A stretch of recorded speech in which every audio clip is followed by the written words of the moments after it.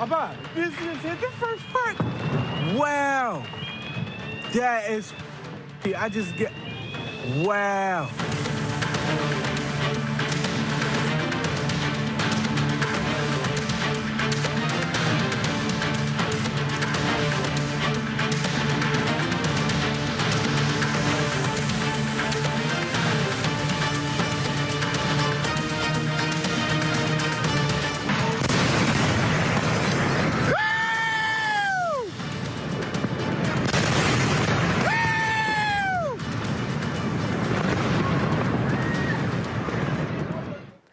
Pemirsa, Anda menyaksikan Sindo Siang. Iran meluncurkan gelombang ke-76 True Promise 4 yang menargetkan fasilitas militer Amerika Serikat di Pangkalan Udara Al-Dhafra, Uni Emirat Arab. Rekaman yang dirilis oleh Garda Revolusi Iran pada Senin menunjukkan sebuah pesan yang ditulis di rudal sebelum diluncurkan ke fasilitas militer Amerika Serikat di Pangkalan Al-Dhafra, Uni Emirat Arab.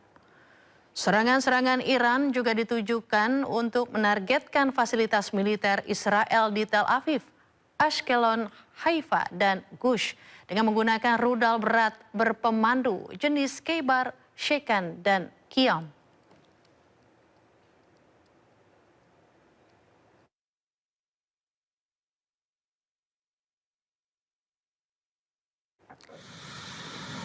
Sebelumnya, Iran meluncurkan gelombang ke-75 True Promise 4 yang menargetkan pangkalan udara Pangeran Sultan di Arab Saudi dan militer Israel yang bersembunyi di seluruh wilayah pendudukan.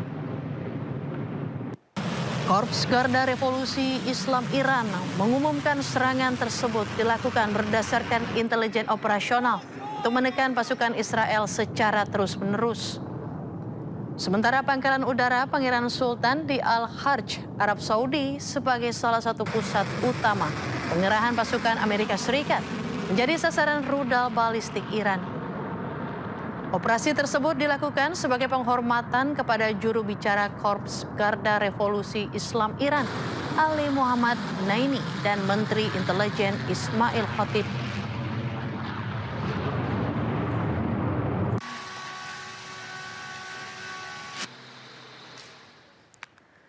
Pemirsa, Amerika Serikat mengancam akan menyerang infrastruktur energi Iran jika tidak membuka kembali Selat Hormuz yang diblokade.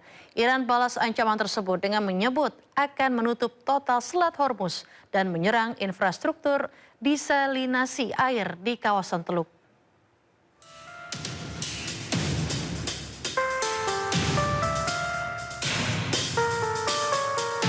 Eskalasi perang di Timur Tengah memasuki babak baru yang berbahaya. Amerika Serikat dan Iran kini saling melempar ancaman untuk menyerang infrastruktur sipil vital. Ketegangan ini memicu kekhawatiran global akan terjadinya kejahatan perang besar-besaran. Presiden Amerika Serikat Donald Trump menetapkan batas waktu 48 jam bagi Iran untuk membuka kembali Selat Hormuz, jalur logistik yang memasok 1/5 kebutuhan minyak dunia, atau Iran akan menghadapi kehancuran total pada infrastruktur energinya. Iran tidak tinggal diam. Ebrahim Zolfagari, juru bicara Markas Pusat Militer Iran, mengatakan jika pembangkit listrik mereka diserang, infrastruktur vital di seluruh kawasan Teluk termasuk fasilitas energi dan desalinasi air minum yang krusial bagi negara-negara Teluk akan menjadi target yang sah dan akan dihancurkan secara permanen. لیکن در صورت عملی شدن تهدیدات آمریکا در خصوص نیروگاه‌های ایران بلافاصله اقدامات تنبیهی انجام خواهد شد. 1. تنگه هرمز به طور کامل بسته می شود و تا نیروگاه‌های تخریب شده ما بازسازی نشوند این تنگه باز نخواهد شد. 2. همه نیروگاه‌های برق، زیرساخت‌های انرژی و فناوری اطلاعات رژیم صهیونیستی به طور گسترده هدف قرار خواهند گرفت. 3. همه شرکت‌های مشابه در منطقه که سهامدار آمریکایی دارند به طور کامل تخریب خواهند شد. 4. نیروگاه‌های برق کشورهای منطقه که میزبان پایگاه آمریکا هستند هدف مشروع خواهند بود. Iran juga menyatakan Selat Hormuz yang krusial bagi ekspor minyak dan komoditas lainnya akan ditutup sepenuhnya jika Amerika Serikat benar-benar menjalankan ancaman Presiden Donald Trump untuk menyerang pembangkit listrik mereka. Iran menggempur kota Dimona yang menjadi lokasi fasilitas nuklir Israel. 75 orang terluka dalam serangan tersebut.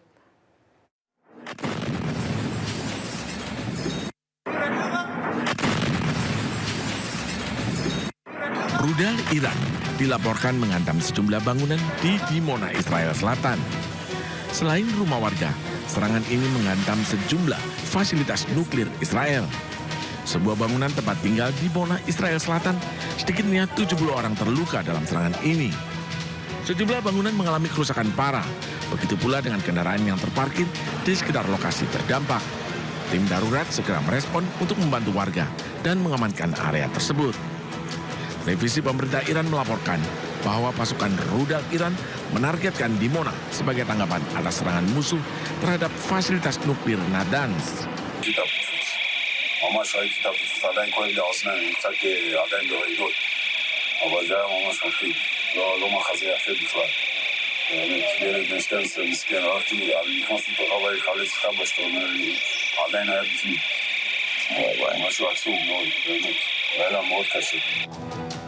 Ketegangan di Timur Tengah meningkat sejak operasi gabungan Amerika Serikat Israel terhadap target Iran pada 28 Februari yang dilakukan di tengah perundingan diplomatik yang sedang berlangsung untuk membatasi program nuklir dan rudal Iran.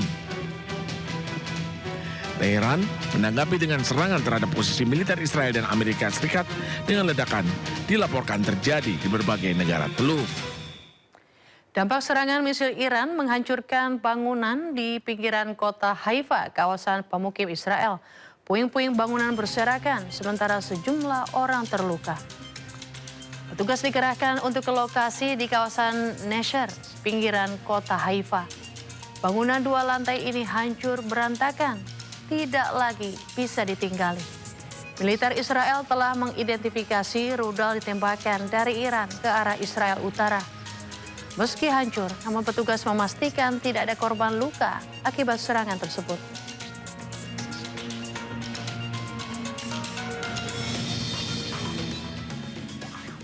Pemirsa, serangan udara Israel mengakibatkan kerusakan besar di sekitar Sungai Litani, Lebanon Selatan. Israel menargetkan jembatan Al-Qasimiyah yang menjadi akses utama di sepanjang jalan raya pesisir. Menurut warga sekitar, tentara Israel sengaja menghancurkan jembatan Al-Qasimiyah agar memutus akses jalan pengiriman bantuan ke Hizbullah di Lebanon Selatan. Dalam video nampak kerusakan yang sangat besar. Tak ada satupun kendaraan yang bisa melewatinya. Serangan udara Israel tidak hanya memporak-porandakan bangunan, tetapi juga merusak jaringan listrik, kebun-kebun buah, dan ruang publik lainnya. Sebelumnya, Menteri Pertahanan Israel, yaitu Israel Katz, mengatakan ia dan Perdana Menteri Netanyahu telah memberi instruksi militer untuk mempercepat penghancuran ke desa-desa garis depan di Lebanon.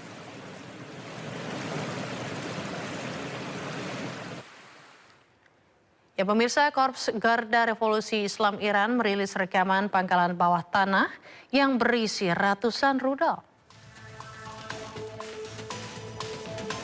Korps Garda Revolusi Islam Iran IRGC menyatakan pangkalan bawah tanah ini menyimpan ratusan rudal dan peralatan pertahanan lainnya.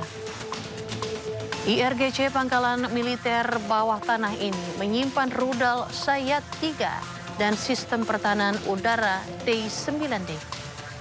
Iran juga diketahui memproduksi rudal balistik Sijil dan rudal hipersonik Fatah 2. Fatah 2 diketahui memiliki kecepatan tinggi yakni di atas Mach 15 dan dengan jangkauan mencapai 1.500 km. Iran diketahui memiliki sedikitnya 3.000 rudal balistik yang membuatnya menjadi kekuatan militer utama di Timur Tengah.